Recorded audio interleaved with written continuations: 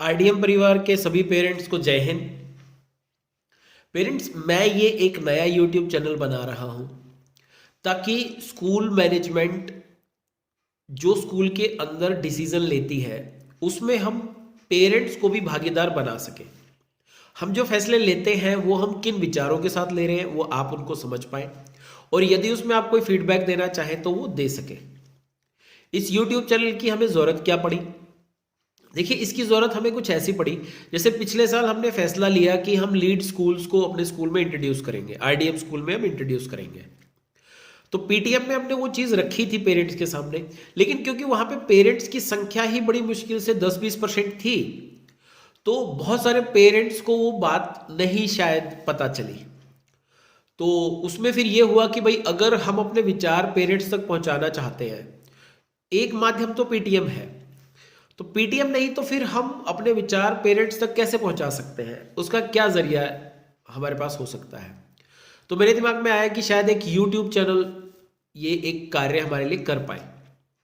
तो मुझे उम्मीद है कि ये चैनल जो हमारा ये लक्ष्य है इसमें हमारे लिए सहायक होगा, और आप लोग इसमें जुड़ेंगे और अपने पॉजिटिव फीडबैक हमको देंगे।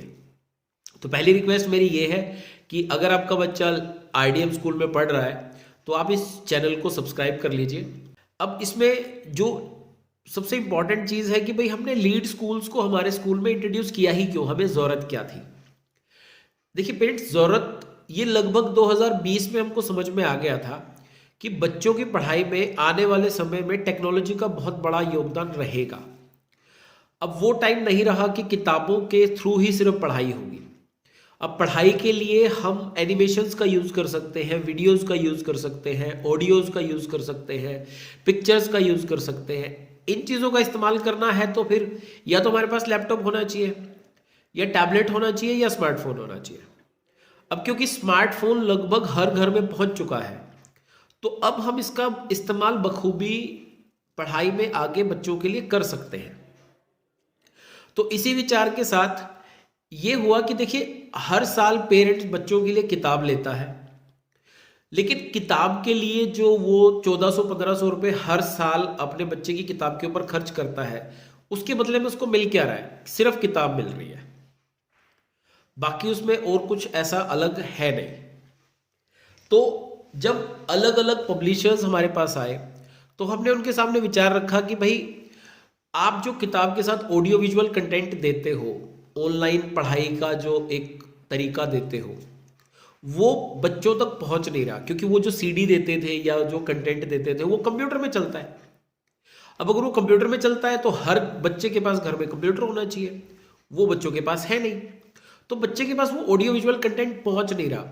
अब वो ऑडियो विजुअल कंटेंट जो किताब के अंदर की सारी बातें हैं, वो एनिमेशन के रूप में, वीडियो के रूप में बच्चे के पास हम कैसे पहुंचा सकते हैं। तो इसका एक जो तरीका बना वो ये कि एक काम किया जाए, हर क्लास में एक स्मार्ट टीवी लगा दिया जाए। जितना ऑडियो विजुअल कंटेंट आएगा वो हम स्मार्ट टीवी में चला के बच्चों को दिखा देंगे एक साथ। क्योंकि देखिए, अगर हम घर पे वो ऑडियो विजुअल कंटेंट दे देते हैं तो पता नहीं बच्चा उसको देखेगा या नहीं देखेगा, उसका फायदा उठाएगा या नहीं उठाएगा। जो बच्चा फायदा उठाएगा बहुत बढ़िया बात है, लेकिन जो बच्चा उसको देखेगा ही नहीं, वो फायदा कैसे उठाएगा। तो इसके लिए सबसे बढ़िया है कि क्लास के अंदर ही हम एक स्मार्ट टीवी लगा दें। लेकिन स्मार्ट टीवी के अंदर भी ये कंटेंट बहुत बार चलता नहीं है, तो इसका एक दूसरा रिक्वायरमेंट हुई कि भाई हम एक हर टीचर को एक टैब दे दें, जो उसको सब्जेक्ट्स पढ़ाने हैं उनसे जुड़ा हुआ सारा कंटेंट जो है वो टीचर को टैब के अंदर मिल जाए। टैब टीचर के पास ही रहे, वो घर में उस टैब से जुड़ी हुई, क्लास से जुड़ी हुई, सब्जेक्ट से जुड़ी हुई चीज़ें टैब के अंदर देखे, समझे, किस प्रकार का वीडियो अवेलेबल है, वो कल कैसे दिखाना है, वीडियो दिखाते वक्त क्या क्या बातें बच्चों के सामने रखनी है। टीचर वो चीज़ घर से प्रिपेयर करके आ सकते। अब इसमें जो तीसरी चीज़ आ गई वो आ गई कि बहुत सारी चीज़ें ऐसी हैं, बहुत सारी इंफॉर्मेशन ऐसी है जो हम वीडियो से या ऑडियो से ना देके, किताब से ना देके, हमें बच्चे को एक्टिविटी करवानी पड़ेगी। तो हमें क्लास में स्मार्ट टीवी चाहिए ताकि हम ऑडियो विजुअल कंटेंट बच्चे को दिखा सकें। उसको चलाने के लिए और टीचर को उसके प्रिपेयर करने के लिए हमको हर टीचर के लिए एक टैब चाहिए, और कुछ एजुकेशनल एक्टिविटीज चाहिए जिससे कॉन्सेप्ट को क्लियर करना और ज़्यादा आसान हो जाए। बच्चा उसको जल्दी समझ पाए और परमानेंटली समझ पाए, बजाय इसके कि वो कुछ दिन चीज़ों को याद रखे फिर पेपर में लिखे और भूल जाए। ठीक है ना। तो इसके लिए फिर हमें ये था कि चाहे तो हम भी ये सब कुछ स्कूल में धीरे धीरे कर सकते थे, लेकिन ये सब कुछ करने में मेरे को 3-4 साल लगते। और देखिए अब हमें इस चीज़ को एक्सेप्ट करना पड़ेगा कि जो हमारे टीचर हैं वो हम लोगों के साथ पढ़े हैं, और जब हम पढ़ते थे उस टाइम पे ना कोई मोबाइल था ना कोई इंटरनेट था। उन्होंने कभी कंप्यूटर के ऊपर इंटरनेट के ऊपर खुद पढ़ाई नहीं की है, तो उनको इस चीज़ के लिए तैयार करना है। स्मार्ट टीवी कैसे चलाना है, टैब के अंदर कंटेंट कैसे चलाना है, टैब को टीवी के साथ कैसे कनेक्ट करना है, और अगर कुछ गड़बड़ होती है तो उसको फिर ठीक कैसे करना है। एक्टिविटी करवानी है तो कौन सी एक्टिविटी कब करवानी है, कैसे करवानी है, क्योंकि खुद टीचर्स ने तो ये एक्टिविटी कभी नहीं की, उन्होंने तो ये वीडियोस पहले कभी नहीं देखे। तो इन सबको अगर मैं खुद करने की कोशिश करता तो पहले मैं टीवी लेकर आता, लेकिन बिना टैब के बिना किट के वो किसी काम के थे नहीं। फिर मैं टैब लेकर आता, तो अकेली टैब से भी हम हर बच्चे को वो चीज नहीं दिखा सकते। मैं किट लेकर आता, तो पता नहीं वो किट किताब में दी गई एक्टिविटी और किट के अंदर दी गई एक्टिविटी वो सेम टीचर समझा पाता या नहीं समझा पाता। वो एक बहुत बड़ा गैप बन रहा था। तो इसी बीच जब हमको लीड स्कूल्स मिला, तो लीड स्कूल ने कहीं ना कहीं हमें ये चीज समझाई कि देखिए हम सारा कंटेंट बच्चों की किताब के अंदर जो कंटेंट है वो आपको टैब के अंदर डाल के देंगे। टैब टीचर घर लेकर जाए, उसके बारे में जो कल पढ़ाना है उसके बारे में वो पढ़ के आए, एक्टिविटी क्या कौन सी करवानी है कैसे करवानी है उसके लिए क्या क्या सामान चाहिए वो उसको पता चल जाए। वो एक्टिविटी रूम से वो किट के अंदर से वो सामान निकाल के बच्चों को अगले दिन एक्टिविटी करवा सकता है। इसी प्रकार से बच्चों को जो वीडियो दिखाना है, कोई फोटो दिखानी है, कोई एनिमेशन दिखाना है, उसको दिखाने के लिए हर क्लास में स्मार्ट टीवी लगा दिए जाए और वो टैब के थ्रू दिखाए जाए और टैब को टीवी से स्मार्ट टीवी से कनेक्ट कर दें। बुक के अंदर जो दे रखा है वो टैब में आपको कैसे समझना है, देखना है, एक्टिविटी कैसे करवानी है, एक्टिविटी बच्चा कोई नहीं कर रहा तो आपको क्या करना है, होमवर्क कैसे देना है। अब ये सब चीजें टीचर्स ने पहले कभी नहीं की है। तो स्मार्ट टीवी चलाना, टैब को उससे कनेक्ट करना, उसमें वीडियो चलाना, वीडियो आगे पीछे करना है तो वो कैसे करें, प्रेजेंटेशन देनी है तो कैसे करें, अब वो सब कुछ टीचर्स को सिखाना है। मैं ये कर सकता था, मैं किसी एक कंपनी से टीवी खरीद लेता, मैं किसी एक कंपनी से टैब खरीद लेता, कहीं से मैं किट खरीद लाता और फिर मैं टीचर्स को वो सब कुछ सिखाने की कोशिश करता। शायद उससे ये लीड की वजह थोड़ा सा सस्ता पड़ जाता। लेकिन देखिए टैब को हम टीवी से कनेक्ट कर पाएंगे या नहीं कर पाएंगे पता नहीं, वो ठीक से काम करेगा या नहीं करेगा, क्योंकि हम भी ये सब कुछ पहली बार कर रहे हैं। हमारे लिए ये कोई ऐसी टेक्नोलॉजी नहीं है जो हम रोज रोज अपनी लाइफ में यूज कर रहे हो। ये सब कुछ पहली बार हो रहा है और टीचर्स ने ये सब कुछ देखा ही पहली बार है। उन्होंने खुद कभी स्कूल में एक्टिविटीज नहीं की है, लेकिन अब उनको बच्चों को करवानी है। तो इसकी तैयारी के लिए किसी थर्ड पार्टी के साथ जुड़ना मेरे को एक बेहतर ऑप्शन लगा। उन्होंने हमारे सामने ये पॉइंट रखा कि हर बच्चे के लिए हम आपसे 3,000 रुपए लेंगे, एक बच्चे के लिए 3,000 रुपए। उस 3,000 में से 2,000 रुपए मैंने पेरेंट से लिए बुक्स के, बाकी जितना पैसा ऊपर का है वो सब हमने दिया। ये सोच के कि स्कूल में टीवी लग रहा है, स्कूल में टैब आ रहे हैं, तो पेरेंट्स कहेंगे भाई टीवी और टैब तो आपके लिए है। एक्चुअली वो हमारे लिए नहीं है, वो आपके बच्चों के लिए ही है। स्कूल में टीवी लगा है तो वो मेरे देखने के लिए या आपके देखने के लिए नहीं है, वो बच्चों के देखने के लिए है। टीचर को टैब दिया गया है तो वो टैब ऐसा नहीं है कि भाई वो उसमें फोन कर सकता है या कुछ कर सकता है, वो टैब सिर्फ पढ़ाई के लिए इस्तेमाल कर सकता है टीचर, तो उसको टैब देना जरूरी है। बच्चों को एक्टिविटी करवानी है तो उनको किट लेकर आनी है। अब किट तो आप मार्केट से कोई भी खरीद के लेके आ सकता है, लेकिन कौन सी एक्टिविटी कब करवानी है, कैसे करवानी है, किन किन बातों का ध्यान रखना है, वो भी तो टीचर को बताना जरूरी है। इसलिए लीड वाले ये सब कुछ हमको एक पैक में दे रहे थे। हर बच्चे के लिए हमको 3,000 रुपये दो और बदले में हर क्लास में 5th तक जैसे हमने ये लिया है, हर क्लास में हम स्मार्ट टीवी लगा देंगे, हर टीचर के हाथ में हम टैब पकड़ा देंगे, इनको जोड़ना इनको चलाना हम टीचर को सिखा देंगे, बच्चों को एक्टिविटी किट दे देंगे जिससे वो एक्टिविटीज कर पाए, और इसके साथ साथ वो हमको किताबें भी दे रहे हैं। तो इसीलिए हमने लीड को अपने स्कूल में इंट्रोड्यूस किया। अब इससे जुड़ी हुई जो छोटी छोटी प्रॉब्लम्स स्कूल को और पेरेंट्स को आई, वो भी मैं आपके साथ साझी करना चाहता हूँ। देखिए, जब हमने लीड को लागू किया, इसमें सबसे पहला चैलेंज तो टीचर्स को ही आया। टीचर्स को आदत थी घर से किताब में से पढ़ के आना और बच्चों को उसमें से पढ़ा देना। फिर जो पार्ट हमने पढ़ा दिया उसका अभ्यास करवा दो, चैप्टर खत्म तो उसकी एक्सरसाइज करवा दी।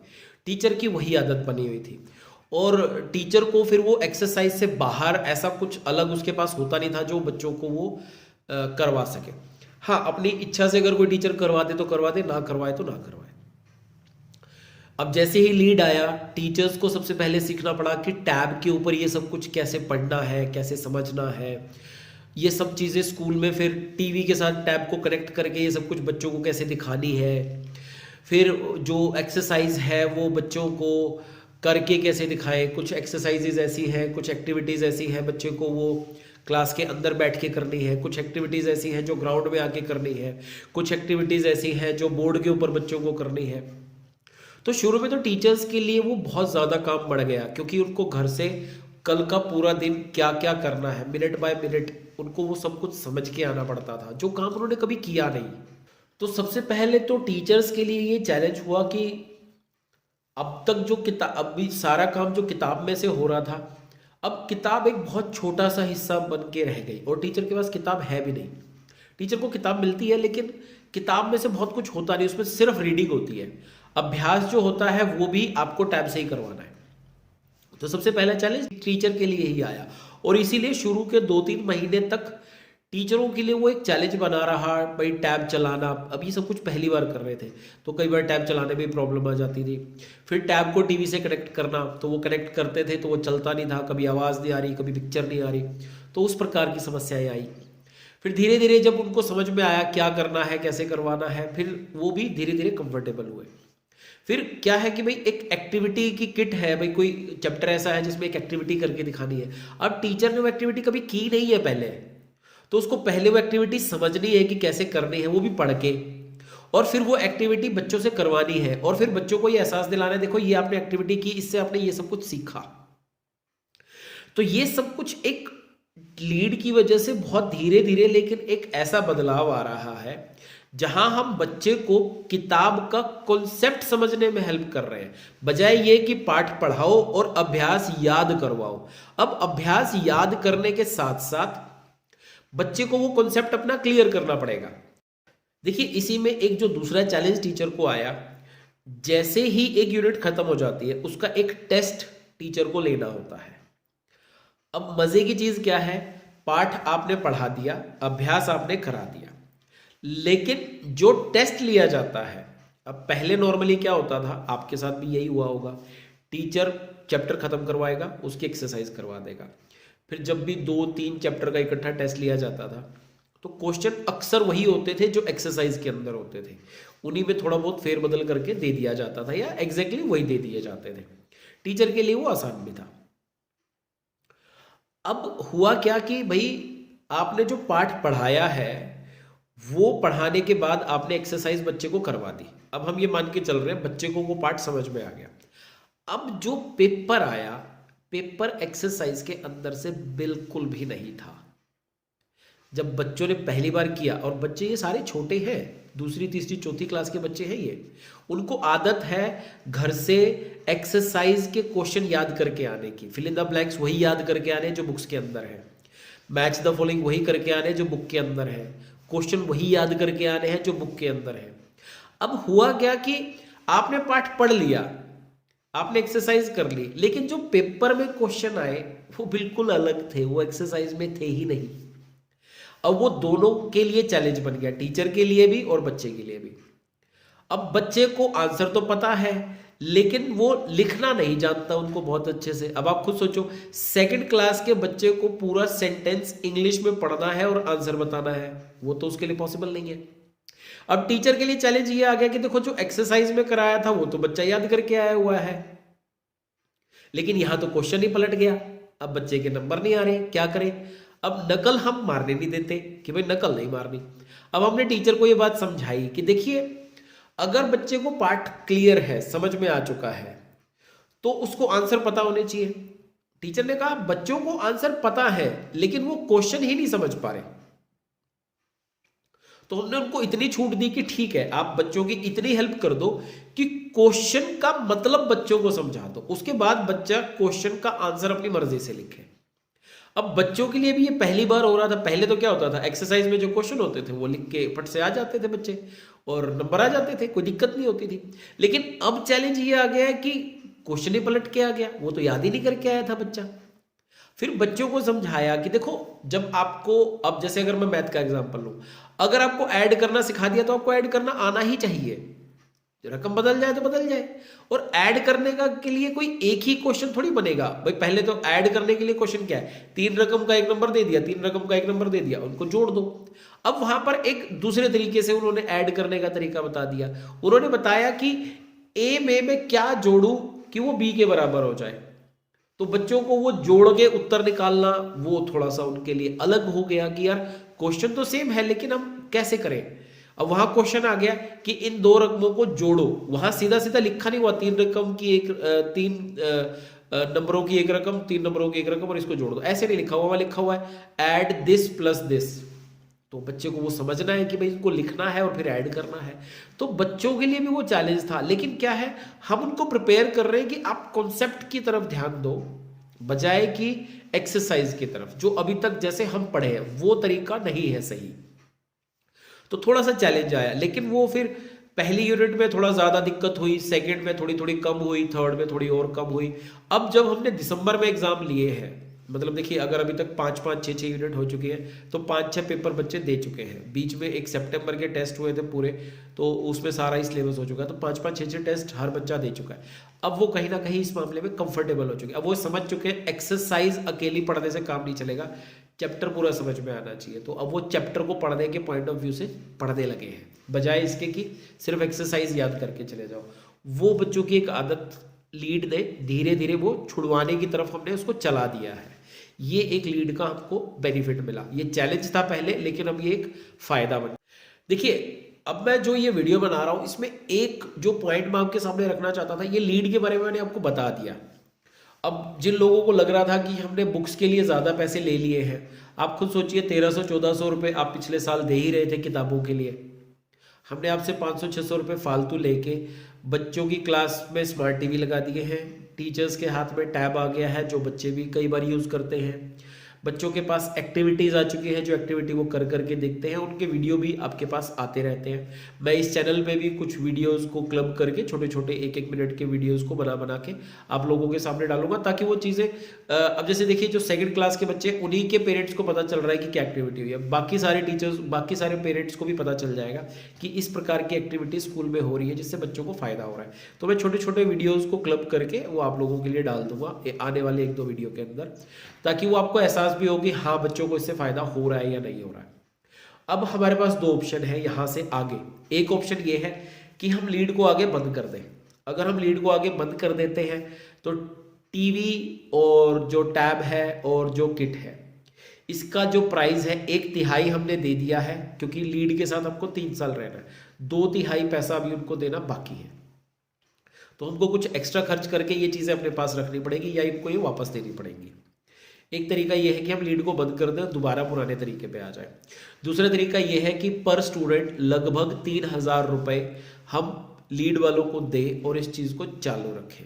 हाँ, मैं ये आपको इंश्योर करता हूँ, जैसे जैसे मेरी लीड वालों से बात हो रही है, आने वाले समय में उनकी ऐप के अंदर भी सुधार होंगे, जो वो कंटेंट भेजते हैं उसमें भी सुधार होंगे। और क्योंकि अब हमारे टीचर इन सब चीज़ों के साथ कंफर्टेबल हो चुके हैं तो एक्टिविटीज़ ज़्यादा हुआ करेंगी, ज़्यादा अच्छे से हुआ करेंगी, क्योंकि जो एक्टिविटी टीचर एक बार कर चुका है नेक्स्ट ईयर उसको वो चैलेंज दोबारा नहीं आने वाला। तो इससे बच्चों को ज़्यादा बेनिफिट मिलेगा। इसके साथ साथ हम जो कोशिश कर रहे हैं लीड की हेल्प से वो ये कि बच्चों को हिंदी के साथ साथ इंग्लिश बोलने के लिए प्रेरित करें। अब इसके लिए पहला चैलेंज जो है वो ये है कि टीचर बोलेगा तो बच्चा बोलेगा। अब टीचर कब बोलेगा? टीचर जब बोलेगा जब उसके खुद के कॉन्सेप्ट्स बहुत अच्छे हो जाएंगे इंग्लिश में। तो आप कुछ वीडियोस में आपके साथ शेयर करूंगा जहां आप देख पाओगे कि टीचर टैब की हेल्प से कुछ सेंटेंसेस इंग्लिश के बोलता है और फिर उसको ट्रांसलेट करके बच्चों को सुनाता है, जिससे बच्चों को धीरे धीरे अब इंग्लिश सुनने की आदत होगी। हम इंग्लिश बोल क्यों नहीं पाते? हम इंग्लिश बहुत अच्छे से पढ़ते हैं, हम इंग्लिश बहुत अच्छे से लिखते हैं, हम बोलते क्यों नहीं है? बोलते हम इसलिए नहीं है क्योंकि हम वो इंग्लिश कभी सुनते नहीं है। हमारे सामने किसी ने इंग्लिश बोली नहीं, हमने उसको सुना नहीं, तो बदले में हम उसको बोल भी नहीं पा रहे।